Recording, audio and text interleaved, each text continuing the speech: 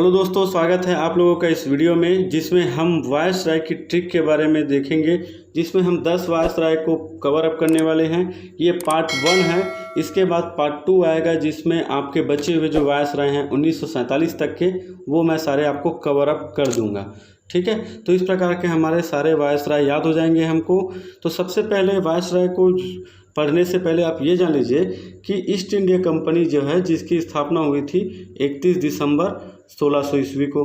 ठीक है, ये आपको मालूम होगा, नहीं मालूम है तो याद रख लीजिएगा, इसको नोट कर लीजिएगा। 1600 ईस्वी में हुआ। तो 1600 ईस्वी में जब हुआ उसके बाद ये भारत में शासन कर रहे थे। तो जब भारत में शासन कर रहे थे तो आप लोगों ने सुना होगा 1857 की क्रांति, जानते भी हैं आप लोग बहुत बढ़िया से। तो 1857 की जब क्रांति हुई तो उसके बाद ईस्ट इंडिया कंपनी की जो शासन की बागडोर है वो ब्रिटिश गवर्नमेंट के हाथों में चली गई। तो इस प्रकार से उसका नाम बदल के क्या हो गया, ब्रिटिश ईस्ट इंडिया कंपनी। ठीक है, तो ब्रिटिश ईस्ट इंडिया कंपनी के अंतर्गत जो पहले पोस्ट होते थे गवर्नर के, उसका नाम बदल के रख दिया गया वायसराय। तो कंफ्यूज कभी नहीं होना है। ईस्ट इंडिया कंपनी ने गवर्नर का पोस्ट रखा था, जिसको ब्रिटिश ईस्ट इंडिया कंपनी ने बदल कर दिया वायसराय। तो उसके अंतर्गत हम लोग ये सारे वायसराय को कवर अप करेंगे, क्योंकि हमारा जो इसमें ईस्वी है वो चली गई है अभी फिलहाल देखा जाए तो ब्रिटिश ईस्ट इंडिया कंपनी के हाथों में। और वहाँ से जितने वायसराय हुए हैं उसको हम लोग सीरियल वाइज पूरा याद करेंगे। तो इसमें हम लोग आज पहले जो कवर अप करने वाले हैं उसका नाम आप देख लीजिए कौन कौन से हैं। सबसे पहले है कैनिन, उसके बाद Elgin, Lawrence, Mayo, Northbrook, Lytton, Dufferin, Lansdowne और एल्गिन द्वितीय। याद रखिएगा, यहाँ पे एल्गिन था तो इसलिए दूसरे बार जो बने उसको नाम रख दिया गया एल्गिन द्वितीय। ठीक है, कंफ्यूज नहीं होना आपको।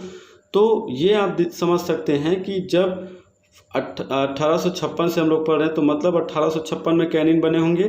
तो उस समय तक क्या थी, ईस्ट इंडिया कंपनी के हाथों में सत्ता थी। तो सत्ता थी तो जब 1857 का क्रांति हो गया उसके बाद ब्रिटिश ईस्ट इंडिया में चली गई हाथों में, मैंने आपको पहले ही बताया। तो यहाँ से ये चीज़ आपकी पहली लाइन निकल के आती है कि अंतिम गवर्नर जनरल है ना, ईस्ट इंडिया कंपनी के अंतर्गत अंतिम गवर्नर जनरल कौन थे, कैनिन थे। बहुत बच्चे इसी में कंफ्यूज रहते हैं। ठीक है, तो अंतिम गवर्नर जनरल कौन थे, कैनिन थे। और ब्रिटिश ईस्ट इंडिया कंपनी के अंतर्गत प्रथम वायसराय जो थे वो कौन थे, ये भी कैनिन ही थे, क्योंकि अब तो ब्रिटिश ईस्ट इंडिया में चली गई। ठीक है, तो मैं आप लोगों को ट्रिक को बताऊंगा और उस ट्रिक को जानने से पहले आप लोग सबसे पहले इसके बारे में ओवरव्यू आप जान लीजिए, क्योंकि इसके द्वारा क्या क्या काम हुआ है, क्या क्या किए हैं, ये भी आपके एग्जाम में पूछ लिया जाता है। कई बार आपसे उसका सन भी पूछ लिया जाता है। तो अगर काम याद रहेंगे और अगर आपके सीरियल याद रहेंगे तो आराम से आपको ईस्वी भी याद नहीं है तो भी याद हो जाएंगे।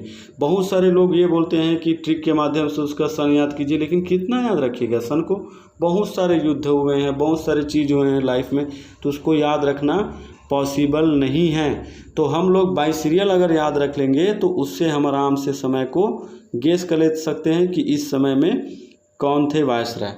ठीक है, तो चलिए सबसे पहले हम लोग ओवरव्यू देख लेते हैं, उसके बाद मैं आपको ट्रिक बताऊंगा। ओके, तो ये है लॉर्ड कैनिन, जो सबसे प्रथम कौन थे, वायसराय थे और अंतिम गवर्नर जनरल थे। ठीक है, जिनका कार्यकाल रहा था 1856 से 62। वैसे इसको आपको याद नहीं रखना है सन को, लेकिन फिर भी आपको मैं इसमें लिख दिया हूँ। तो इसके बारे में सबसे प्रमुख चीज़ ये थी कि इनके समय में 1857 की क्रांति हुई थी। देख सकते हैं आप इमेज में 1857 की क्रांति हुई थी, जिसके बारे में मैं आप लोग को वीडियो का शुरू में ही बता चुका हूँ। तो ये कंपनी द्वारा नियुक्त अंतिम गवर्नर जनरल एवं प्रथम ब्रिटिश सरकार के अधीन प्रथम वायसराय थे। तो ये तो हम लोगों ने देख लिया। अब और इनके समय में क्या क्या काम हुआ। 1856 में इंडियन हाई कोर्ट एक्ट लगा, जिसके तहत 3 जगह में कलकत्ता, बम्बई और मद्रास में उच्च न्यायालय की स्थापना हुई। ठीक है, मद्रास जिसको आज हम लोग क्या बोलते हैं, चेन्नई बोलते हैं ना, याद रखिएगा। तो ये 3 जगह में उच्च न्यायालय की स्थापना हुई कब, 1856 में। इन्होंने विधवा पुनर्विवाह एक्ट पारित किया। विधवा पुनर्विवाह एक्ट, जैसे कि आपको मालूम होगा कि सती प्रथा का अंत राजा राम मोहन राय जी ने कराया था विलियम बेंटिंक के मदद से।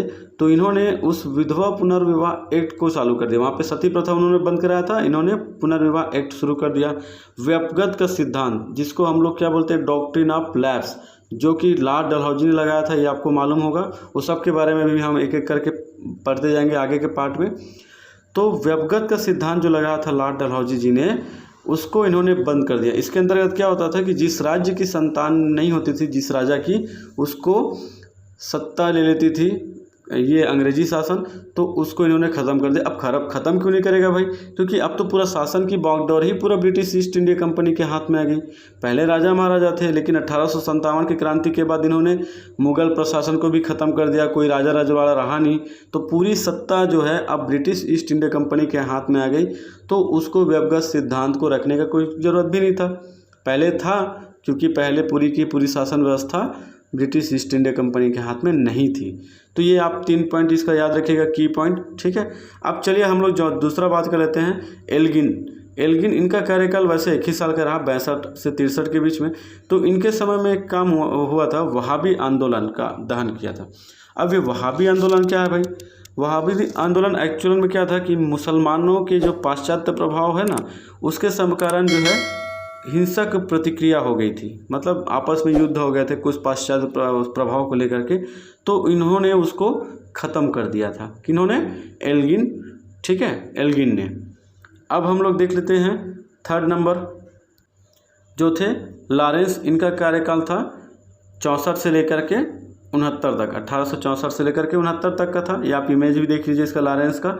तो इन्होंने जो काम किया था उसमें बहुत ज़्यादा तो नहीं है, इन्होंने सिर्फ एक ही काम किया था। इन्होंने क्या किया था, अफ़गानिस्तान के साथ जो हस्तक्षेप लिखा है, ये एक्चुअल में अहस्तक्षेप है ना, की नीति अपनाई थी। मतलब ये बोला कि भाई अब ठीक है, अब हम अपना कार्यभार संभालेंगे, आप लोग कोई इंटरफेस इधर नहीं करेंगे, लड़ाई युद्ध हम नहीं चाहते, ठीक है। तो इसके कारण इसको जो है निष्क्रियता के, शानदार निष्क्रियता के नाम से भी इसको जाना जाता है। ये हो गया। और दूसरा चीज़ ये है कि 1865 में भारत और यूरोप के बीच में जो है ना प्रथम समुद्री टेलीग्राम सेवा का शुरुआत किया था, ठीक है। भारत और यूरोप के बीच में जो प्रथम टेलीग्राम सेवा है ना, वो इन्होंने शुरू किया था 1865 में। किसने, लॉरेंस महोदय के समय में शुरू हुआ था। अब देख लीजिए मेयो के बारे में, लॉर्ड मेयो के बारे में। तो इनके समय में 2 चीज़ आपको याद रखनी है, क्या कि एक तो आज जो राजस्थान का एक प्रसिद्ध जो यूनिवर्सिटी है, कॉलेज है ना, वो क्या है, मेयो कॉलेज जिसको हम लोग बोलते हैं, वो इन्हीं के समय में 1872 में शुरुआत हुआ था। और भारत में प्रथम जनगणना इन्हीं के समय में 1872 में हुआ था। याद रखिएगा, मैंने कहा प्रथम जनगणना, ठीक है, कन्फ्यूज नहीं होना आपको, ओके। तो ये इनके समय में शुरू हुआ था, लॉर्ड मेयो के समय में। तो ये 2 चीज़ इसका भी याद रखिएगा। अब अगला हम लोग बढ़ते हैं नॉर्थ कुक की तरफ। तो नॉर्थ कुक के बारे में देख लीजिए कि इनके समय में क्या हुआ कि पंजाब में कुका आंदोलन जो है ना, इन्हीं के समय में हुआ था। अब कुका आंदोलन क्या है, देखिए ये हुआ था 1871-72 में, ठीक है। इनका कार्यकाल भी था 72 से 76 का। तो 1871-72 में ये हुआ था। तो उस समय क्या हुआ कि जो आपके ये पंजाब में कुका समुदाय हैं, जिनका नेतृत्व किया था बालक सिंह तथा राम सिंह ने, वो एक्चुअली में सिखों का ही एक नामधारी संप्रदाय था, जिसका स्थापना 1840 में हुआ था। तो इन्होंने क्या किया कि गाय की जो हत्या कर रहे थे अंग्रेज लोग ना, उसका विरोध में लोग आंदोलन किया था, जिसको कुका आंदोलन कहते हैं। तो ये बेसिकली बेस्ड किसके ऊपर था, गाय की हत्या के ऊपर, ठीक है। इसका प्रारंभ जो है ना सेन साहब ने किया था, जिसका नाम क्या था, भगत जवाहर मल ने किया था, जिसका नाम ओरिजिनल नाम क्या था, भगत जवाहर मल। और इनके समय में एक चीज़ और हुआ था, जो क्या हुआ था, स्वेज नहर जो है खुल गया था। स्वेज नहर का खुल जाने से क्या हुआ कि भारत और ब्रिटेन के व्यापार में वृद्धि हुई। अब स्वेज नहर है कहाँ पे, इसको भी मैं आपको थोड़ा सा डिटेल से बता देता हूँ, ठीक है। तो स्वेज नहर जो है वो भूमध्य सागर और लाल सागर को जोड़ती है, ठीक है ना। तो ये मैं आपको इमेज आपको दिखा देता हूँ कि स्वेज नहर जो है वो क्या करती है, भूमध्य सागर और लाल सागर को जोड़ती है। तो इन्हीं के समय में ये खुल गया था, जिसके कारण जो है इसका व्यापारिक करने में इसको ज़्यादा आसानी हो गई ब्रिटिश ईस्ट इंडिया कंपनी को। अब एक्चुअली ये जो है स्वेज नहर वो किसने बनाया था, ये बनाया था एक फ्रांसीसी इंजीनियर थे, फर्डिनेंस, इन्होंने इसका निर्माण किया था, ठीक है। और जब 1858 में तो निर्माण शुरू हुआ, लेकिन 69 में ये यातायात के लिए खोल दिया। और एक चीज़ और जान लीजिए कि 1951 में मिस्र ने इसको जो है राष्ट्रीयकृत कर दिया है, ठीक है, क्योंकि ये मिस्र के पास है और ये जोड़ती किसको है, लाल सागर और भूमध्य सागर को। तो ये हमारा ज्योग्राफी का भी कुछ टॉपिक इसमें डिस्कशन हो गया। दोस्तों आप कभी भी पढ़ाई ऐसा कीजिए कि आप रिलेट करके कीजिए, उससे क्या होगा, हिस्ट्री, ज्योग्राफी और जो भी आपके पार्ट है ना, वो सब चीज़ आपको इजीली याद हो जाएंगे। तो वही चीज़ मैं आपको इसमें कर रहा हूँ। और साथ ही मैं आपको ये भी बता दे रहा हूँ कि ये सब चीज़ हम लोग डिटेल डिस्कशन कर रहे हैं। ट्रिक तो अभी हम लोग पढ़ेंगे ही, देखेंगे कि कैसे सबका ट्रिक हम लोग याद रखेंगे। तो चलिए मैं आप लोग को स्वेज नहर पहले दिखा देता हूँ। तो ये देखिए स्वेज नहर, तो बेसिकली जो है ये लोग कहाँ से आए हुए थे, ये लोग तो थे इधर यूरोप से, है ना, लंदन यूरोप जो दिख रहा है आपको यहाँ से थे। पहले जब वास्को डी गामा भारत आए थे वो कहाँ से होकर आए थे, ये इस रास्ते से के आए थे जो अफ्रीका के पास क्या है, केप ऑफ गुड होप, जो यहाँ पे है केप ऑफ गुड होप, जिसको आप लोगों ने पढ़ा होगा। यहाँ से होते हुए ये भारत आए थे समुद्री मार्ग से 1498 में। ये आपको मालूम होगा वास्को डी गामा जब पहली बार भारत आए थे।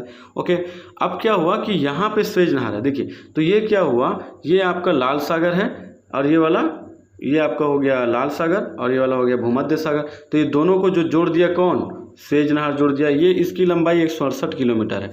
अब इनका जुड़ जाने से क्या हुआ कि ये इधर से जो आ रहे थे ना, तो इनकी जो टोटल डिस्टेंस है वो 7200 किलोमीटर की कम हो गई। क्यों, क्योंकि भाई पहले इतना घूम के आ रहे थे केप ऑफ गुड होप से, अब ये क्या हो रहे हैं, ये डायरेक्ट आ जा रहे हैं इस रास्ते से। तो देखिए इतना रास्ता इसका बच गया, तो इन्होंने 7200 किलोमीटर का बचत कर लिया था, मतलब समय कब लगने लगा।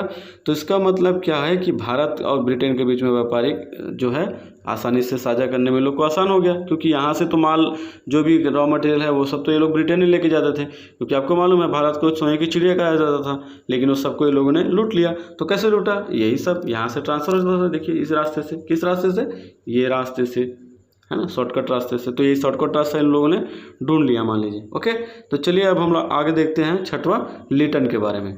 तो ये है लिटन, लॉर्ड लिटन, है ना, सबके आगे में लॉर्ड आप लगाइएगा, मैं लॉर्ड नहीं लिख रहा हूँ, एक्चुअल में लॉर्ड शब्द के नाम में जुड़ता है, तो लॉर्ड लिटन है। ये 1876 से 80 के बीच में थे, ठीक है। ये ओवन मेरिडिथ, है ना, ओवन मेरिडिथ कहते हैं इसको, ओवन मेरिडिथ के नाम से भी इसको जाना जाता था। अब क्या हुआ, ये थे थोड़ा सा बहुत क्रूल टाइप का आदमी थे, ये एक्चुअली में बहुत क्रूल टाइप का आदमी थे। देखा जाए तो इंडियन जो वायसराय जो बने हैं, मतलब इंडिया में जो वायसराय बने ब्रिटिश गवर्नमेंट के अधीन, उसमें सबसे क्रूर आदमी यही था। क्या हुआ था कि 1877 में 1 जनवरी 1877 में इन्होंने क्या किया कि विक्टोरिया की जो महारानी है ना, विक्टोरिया जो है, महारानी विक्टोरिया को, सॉरी ब्रिटिश की महारानी जो विक्टोरिया थी, उसको इन्होंने कैसरे हिंद की उपाधि दे दी। अब क्या हुआ कि इन्होंने 2 चीज़ कर दिया भाई जो पूर्णतः भारतीयों के विरुद्ध था। तो उसको क्या क्या किया वो दिखा देता हूँ आपको। 1878 में इन्होंने आर्म्स एक्ट ला दिया, जिसके अंतर्गत क्या था कि कोई भी भारतीय हथियार नहीं रख सकते हैं भाई। ये इन्होंने कर दिया था कि जान रहे थे कि भारतीय धीरे धीरे विरोध ना करने लग जाए, तो आर्म्स एक्ट ला दिया ताकि जो है कोई हथियार रखेगा नहीं। तो वही वाला कहानी है, ना रहेगा बांस ना बजेगी बांसुरी, वही वाला कहानी था। और वर्नाकुलर प्रेस एक्ट ला दिया। इसके अंतर्गत क्या था कि कोई भी जो है ना इसके अगेंस्ट में नहीं छाप सकता था, वो डायरेक्ट उसको बैन कर देता था, पकड़ के अंदर डाल देते थे। तो ठीक है, इसको भी याद रखिएगा कि वर्नाकुलर प्रेस एक्ट इन्हीं के समय में आया था। किसके समय में, लिटन के समय में। अब एक जो पायनियर अखबार था, है ना, वो इसका 1 नंबर का चमचा था, इन्होंने इसका जो है समर्थन कर दिया था, ठीक है। अब सिविल सेवा जो परीक्षा होती थी उसकी आयु भी ये भारतीयों के लिए 21 वर्ष से घटाकर क्या कर दिया था, 19 वर्ष कर दिया। तो थे ये बहुत क्रूर, मैंने आपको पहले ही बताया। तो ये चीज़ था, आप लोगों ने देख लिया। अब इसके बाद आए थे लॉर्ड रिपन, ठीक है। वो बहुत अच्छा आदमी थे, देखा जाए तो उन्होंने बहुत कुछ भारत के लिए किया है और कुछ भारतीयों के हित के लिए किया, उसके बारे में थोड़ा देख लेते हैं। तो लॉर्ड रिपन है, इनका जो कार्यकाल था 1880 से 84 के बीच में। तो इन्होंने क्या किया भैया, जो बदमाशी किया था किसने, लिटन ने, कि वर्नाकुलर प्रेस एक्ट लगाया था उसको ख़त्म कर दिया। ठीक है भाई, आप लोग पेपर पर छापो, कोई दिक्कत नहीं हमको। और सिविल सेवा की जो परीक्षा के लिए जो आयु घटाई थी 19 से किया था, उसको फिर से इन्होंने 21 कर दिया। चलो ठीक है। अब मेयो के समय जो शुरू हुआ था जनसंख्या का जनगणना, उसको क्या किया इन्होंने, फिर से नियमित कर दिया, है ना। प्रथम जनगणना तो मेयो में हुआ था, लेकिन नियमित इन्होंने कर दिया कि चलो ठीक है, अब हर 10 साल में जनगणना होगी, जो अब तक चल रही है, ठीक है। अब प्रथम कारखाना अधिनियम ला दिया कि भाई कारखाना के लिए बहुत सारे रूल्स रेगुलेशन इन्होंने बना दिए। अब श्वेत विद्रोह हुआ, ये बहुत इंपॉर्टेंट टॉपिक है, श्वेत विद्रोह, इसको भी आप याद रखिएगा। क्या हुआ था कि एक इल्बर्ट विधेयक आया था, है ना, इल्बर्ट विधेयक आया था, इल्बर्ट। तो इल्बर्ट विधेयक क्या था कि पहले ऐसा था कि जो भी भारत का जो न्यायिक व्यवस्था है, जो कानून व्यवस्था है, उसमें क्या था कि कोई भी न्यायाधीश जो है, भारतीय अगर न्यायाधीश है तो वो ब्रिटिश का जो आदमी जो गलती करता है उसके खिलाफ वो कोई भी कार्रवाई करके अब उसको कोई भी सज़ा नहीं दे सकता है, मतलब है ना, उसके अगेंस्ट में कोई जज का काम वो नहीं कर सकता, जजमेंट नहीं कर सकता, न्यायाधीश के रूप में वो काम नहीं कर सकता। तो इल्बर्ट विधेयक जो आया था, इनके द्वारा क्या अधिकार दे दिया गया था कि भाई ये भारतीय भी जो है ना वो ब्रिटिश लोग का भी सुनवाई करेंगे। ठीक है, तो क्या हुआ कि उसके विरोध में जो जितने भी ब्रिटिशर्स थे ना, उन्होंने क्या कर दिए, विरोध कर दिए। तो विरोध कर दिए कि भाई नहीं, हमारा जो है सुनवाई सिर्फ हम ब्रिटिश लोग से ही सुनेंगे, हमको जो है न्याय या अन्याय जो भी सज़ा देने का अधिकार है वो सिर्फ ब्रिटिशर्स को है, इंडियन को नहीं है। समझ रहे ना, ऐसे क्रूर थे वो लोग का थिंकिंग देखिए। तो क्या हुआ कि उसी के समय जो विद्रोह हुआ उसी को कहा जाता है श्वेत विद्रोह। ठीक है, तो ये जान लीजिए कि फ्लोरेंस नाइटिंगेल, जिसे लाइट लैम्प ऑफ एशिया कहा जाता है ना। ठीक है, तो इन्होंने क्या किया था कि इन्होंने इसको भारत को धारक कहा था। क्यों कहा था कि सिंपल सी बात है, इन्होंने बहुत सारी चीज़ जो है भारत के हित में किया था। ठीक है, चलिए अब हम लोग अगला बात करेंगे डफरिन महोदय के बारे में, जिनका कार्यकाल था 1884 से 88 के बीच में। इनके कार्यकाल में क्या क्या हुआ उसको देखेंगे। ठीक है, तो डफरिन महोदय हैं, इनके समय में क्या हुआ था कि जो 28 दिसंबर 1885 में मुंबई में, है ना, मुंबई में क्या हुआ कि A.O. ह्यूम द्वारा जो है ये क्या किया गया, भारतीय राष्ट्रीय कांग्रेस की स्थापना किया गया, जिसको हम लोग राष्ट्रीय कांग्रेस आज बोलते हैं ना, वही उसी का जो है स्थापना किया गया था। ठीक है, A.O. ह्यूम द्वारा बॉम्बे में। ठीक, और दूसरा चीज़ क्या हुआ था कि तृतीय आंग्ल बर्मा युद्ध इन्हीं के समय में हुआ, है ना। बर्मा जिसको आज हम लोग म्यांमार कहते हैं, तो उसको भी इन्होंने क्या कर लिया भाई, अंग्रेजी शासन में मिला लिया। ठीक है, तो मोस्ट इंपॉर्टेंट पॉइंट क्या था, ये ब्रिटिश ईस्ट इंडिया कंपनी का भारतीय राष्ट्रीय कांग्रेस का इनके समय में स्थापना हुआ था। ठीक है, तो ये एक्चुअल में A.O. ह्यूम कोई छोटे मोटे आदमी नहीं थे, ये भी सिविल की परीक्षा पास करके एक ऑफिसर थे, है ना, ऑफिसर रैंक के, IAS ऑफिसर रैंक के थे आज के डेट में देखा जाए तो ये वो रैंक के रिटायर्ड आदमी थे, इन्होंने स्थापना किया था। ठीक है, चलिए अब आगे हम लोग बात करेंगे लांसडाउन के बारे में। तो लांसडाउन महोदय के समय में क्या हुआ था कि जो डुरंड रेखा है ना, जो भारत और अफगानिस्तान के बीच में वर्तमान में है, उनका निर्धारण जो है इन्हीं के समय में हुआ था। ठीक है, इनका कार्यकाल तो 88 से 94, ये देख ही लिया आप। तो दूसरा कारखाना अधिनियम भी इन्हीं के समय में आया था, जिसके अंतर्गत क्या था कि अब लेडीज़ लोग जो भी काम करती थी ना फैक्ट्री में, उनका पहले टाइम ड्यूरेशन नहीं था, तो इन्होंने कहा भाई कि नहीं, आप मैक्सिमम आप 11 घंटे कोई भी लेडीज़ को काम करा सकते हैं। ठीक है, ये तो पहला हो गया। दूसरा हुआ कि जो हफ्ता में एक दिन छुट्टी की जो प्रावधान है, इन्होंने कर दिया कि भाई आज हम लोग जो हफ्ता में एक दिन वीकली ऑफ मनाते हैं ना, संडे को, तो वैसे ही उसी के समय में ये भारत में ये प्रथा शुरू हो गया कि भाई हफ्ता में एक दिन आपको छुट्टी देना होगा काम करने वाले को। तो ये वो लांसडाउन के महोदय के बारे में। अब हम लोग अगला बात करेंगे एल्गिन के बारे में, जो कि हमारा आखिरी वायसराय है इस वीडियो में, और उसके बाद हम लोग ट्रिक को फटाफट देखेंगे। ठीक है, तो ये एल्गिन महोदय हैं, एल्गिन द्वितीय है एक्चुअली में। तो एल्गिन तो उस समय आ चुका था ना 62 से 63 में, तो इनका कार्यकाल था 94 से 99 के बीच में। इन्होंने एक चीज़ कहा था कि भाई, ये वो थोड़ा सा बोलते हैं ना, ईगो वाले आदमी थे। बोले कि भैया हम भारत को हथियार के बल पर जीते हैं और इसी के बल पर ही इसकी रक्षा करेंगे। तो इन्होंने कह दिया कि ठीक है, हम भारत को जो है ना अपने दम पे जीते हैं और इसी के दम पे हम इसको अपने पक्ष में रखेंगे। तो ये कहने का इसका ये वाक्य था। ठीक है, तो इस प्रकार से हम लोगों ने 10 वायसराय को कवर अप कर लिया है। अब इसके बारे में हम लोग ट्रिक देखेंगे। आप लोगों ने इसको बहुत अच्छे से समझ लिया होगा। अब इससे क्या होगा कि आपको कोई भी परेशानी नहीं होगी कि कौन वायसराय के समय में क्या हुआ और वो क्या किए। ठीक है, तो चलिए मैं आप लोगों को ट्रिक की ओर ले चलता हूँ। तो देखिए, यहाँ पे कुछ लेडीज़ आपको काम करते हुए दिखाई पड़ रही होंगी फावड़ा से, है ना। तो क्या हुआ कि ये लोग बहुत मेहनती लेडीज़ हैं। तो ये सुबह से शाम तक जो है ना, ये लेडीज़ जो है, मान के चलिए कि ये है, इनका नाम क्या है, डाली है। इनका नाम क्या है, डाली। ठीक है, इसका नाम है डाली, लेडीज़ का नाम जो है डाली है। ये सुबह से शाम तक काम करती हैं और बहुत मेहनत करती हैं। तो उनका हस्बैंड इनको वॉच करते रहता है कि भाई ये बहुत मेहनत करती है, थक के आती है और घर का सारा काम करती है। तो क्या करते हैं ना, एक दिन इनका जो फावड़ा है जिनसे ये जाती है काम करने, इसको ये छुपा देते हैं। ठीक है, क्योंकि उनसे उनका पीड़ा बर्दाश्त नहीं होता है। ये कहानी है, इसी कहानी में ही हमारा ट्रिक छिपा है, तो उसको बहुत ध्यान से सुनिए। तो ये डाली नाम की जो लेडीज़ है, जो बहुत मेहनत करती है, उनका फावड़ा को उसका हस्बैंड छुपा देते हैं, ताकि जो है वो अगले दिन कम से कम आराम कर ले। ठीक है, तो अब देखिए क्या होता है। तो जब अगले दिन होता है तो सुबह में आकर के उनको फिर काम में जाना रहता है, तो अपने हस्बैंड के पास आती है और बोलती है कि मेरा फावड़ा कहाँ है, कि मुझे काम में जाना है। तो उसका हस्बैंड बोलता है कि कल मैं ना ली रे डाले, ठीक है, मतलब कि कल मैंने आपका फावड़ा को नहीं लिया था। समझ गए बात को। ये पूछ रही है कि फावड़ा कहाँ है, तो अब ट्रिक की लाइन हमारी यहीं से निकल के आई, कल मैं ना ली रे डाली, ठीक है, डाली ये। ओके, देखिए ट्रिक क्या है। तो ट्रिक यही निकल के आई कि उन्होंने पूछा कि फावड़ा कहाँ है, तो उन्होंने क्या कहा, कल मैं ना ली रे डाला है। अब कल को जैसे हम लोग इंग्लिश में टेस्ट मैसेज टाइप करते हैं तो क्या लिखते हैं, कल अगर लिखना होगा तो हम लोग क्या लिख देते हैं, KAL, है ना, कल मैं स्कूल नहीं आऊँगा। तो समझ लीजिए कि हम कल को जो है KAL के फॉर्म में लिखना है, बाकी हिंदी है, ठीक है। तो कल मैं ना ली रे डाली ये, समझ गई बात को, कि उन्होंने फावड़ा को बोला कि कल मैंने नहीं लिया था, यही बोलेंगे ना, तो उसी को ये बोल रहे हैं कि कल मैं ना ली रे डाली ये। तो इन्हीं में हमारा सारा ट्रिक छुपा है। चलिए हम लोग एक एक करके देखते हैं। अब देखिए, आपको ट्रिक थोड़ा पता सा लग रहा होगा, लेकिन आप इस स्टोरी को, इस ट्रिक को एक दो बार सुन लेंगे तो क्या होगा कि आपका दिमाग में घुस जाएगा और लाइफ लॉन्ग कभी नहीं भूलेंगे इस चीज़ को। ये चीज़ आप याद रखिएगा। तो चलिए हमारा एक एक ट्रिक को हम लोग देखते हैं लाइन से क्या क्या होगा इसमें, ठीक है। देखिए, K से हो गया कैनिन, जो हम लोगों ने सबसे प्रथम देखा था। दूसरा A से हो गया एल्गिन, L से हो गया लॉरेंस, M से हो गया मेयो, सॉरी कल तो हम लोग कल देख लिए ना, कल KAL। अब मैं से हो गया मेयो, उसके बाद ना से हो गया नार्थकुक, ली से हो गया लिटन, डा से हो गया डफरिन, ले से हो गया लैंसडाउन और ए से हो गया एल्गिन द्वितीय।